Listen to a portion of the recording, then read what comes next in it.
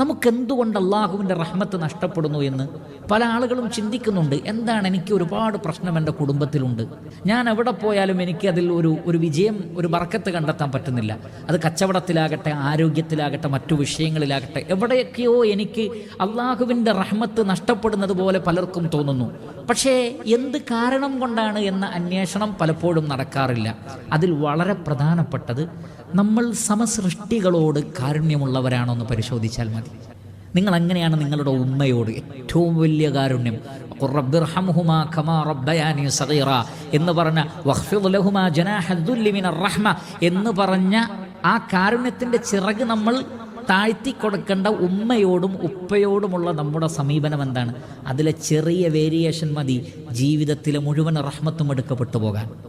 ഉമ്മയോടും ഉപ്പയോടും കാണിക്കേണ്ട കാരുണ്യം കൃത്യമായി കാണിക്കാത്തവർക്ക് രക്ഷപ്പെടാൻ കഴിയില്ല.